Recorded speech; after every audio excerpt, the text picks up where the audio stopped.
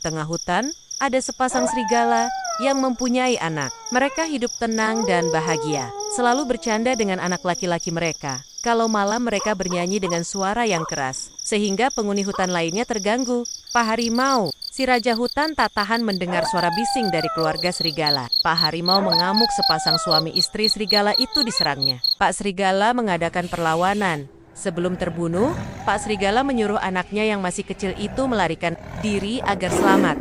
Dengan penuh ketakutan, serigala kecil melompat dan berlari sekuat tenaganya. Sementara ayah dan ibunya berjuang keras melawan Pak Harimau yang ganas. Walau bagaimana akhirnya kedua serigala itu tak sanggup mengalahkan Pak Harimau. Mereka berdua tewas.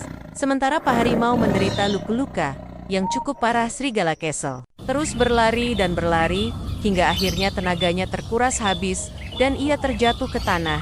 Kakinya terkilir. Pada saat itu, lewatlah sepasang rusa. Mereka kasihan melihat serigala kecil yang kelalahan dan kakinya terkilir. Serigala itu ditolongnya. "Bu, mari, kita bawa pulang saja serigala kecil ini," kata Pak Rusa. "Iya, Pak, nampaknya ia tidak buas."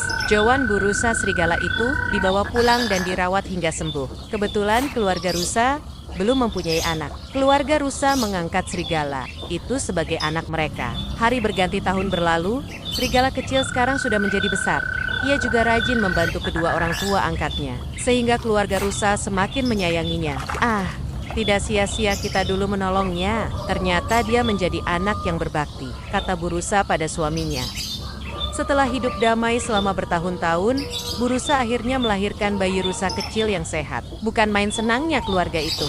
Serigala yang menjadi anak angkat mereka pun turut bergembira mendapat seekor adik beberapa bulan kemudian. Bu Rusa sudah harus membantu suaminya menanam padi di sawah. Hari itu mereka menitipkan bayi rusa yang masih kecil kepada serigala anak angkat mereka untuk ditunggui. Dengan penuh setia, serigala itu menunggui adik angkatnya. Jangankan diganggu hewan besar, nyamuk dan lalat yang mendekati bayi rusa itu pasti jahit, sehingga bayi rusa bisa istirahat dan tidur dengan nyenyak. Menjelang tengah hari, sepasang rusa berjalan pulang dari sawah mereka. Mereka kaget melihat serigala anak angkat mereka berlari-lari dengan keringat bercucuran. "Pak, Bapak A, cepat pulang!" teriak serigala keras-keras. "Ada apa ini?" tanya Pak Rusa dengan hati penuh curiga ketika melihat darah berlepotan di sekitar mulut dan hidung serigala. "Mengapa kau berlari-lari ke sawah? Bukankah aku menyuruhmu menunggui adikmu di rumah? Jangan-jangan, apakah kau telah memakan adikmu sendiri? Kurang ajar." Tidak, Pak. Pak, mulutnya penuh darah. Jangan-jangan bayi kita memang telah dimakannya. Hajar saja dia, Pak. Dasar serigala tak tahu balas budi, kata Bu Rusa. Tanpa menunggu penjelasan anak angkatnya, Pak Rusa menggajar serigala itu dengan pentungan hingga serigala itu terkapar pingsan di tanah. Lalu dengan penuh amarah yang meluap-luap serigala itu, mereka lemparkan ke sungai. "Pak, cepat tengok bayi kita," Bu Rusa mengingatkan suaminya. Mereka segera berlari ke rumah. Ternyata bayi mereka masih tertidur di atas ayunan. Selamat tanpa kurang suatu apa. Di bawah ayunan terdapat bangkai. Nampak seekor ular besar yang putus. Lehernya. Astaga, jadi serigala tadi sebenarnya telah menyelamatkan anak kita dari terkaman ular besar ini, kata Bu Rusa. "Olah Bu, kita telah bertindak gegabah," ucap Pak Rusa dengan penuh sesal. Mereka berdua segera menyusuri sungai tempat serigala dihanyutkan. Namun usahanya sia-sia belaka. Serigala yang malang itu tak pernah ditemukan lagi. Entah sudah mati tenggelam atau dimakan buaya. Pesan moral cerita ini adalah 1. Jangan mudah menuduh tanpa bukti. Pak dan Bu Rusa langsung menuduh serigala telah memangsa adiknya hanya karena melihat darah di mulutnya, tanpa mencari tahu apa yang sebenarnya terjadi. Ini menunjukkan betapa berbahayanya prasangka buruk. 2.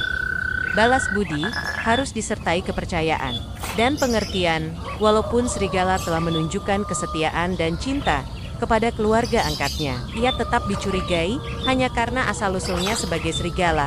Hal ini mengajarkan bahwa menilai seseorang berdasarkan latar belakang semata adalah tidak adil. 3.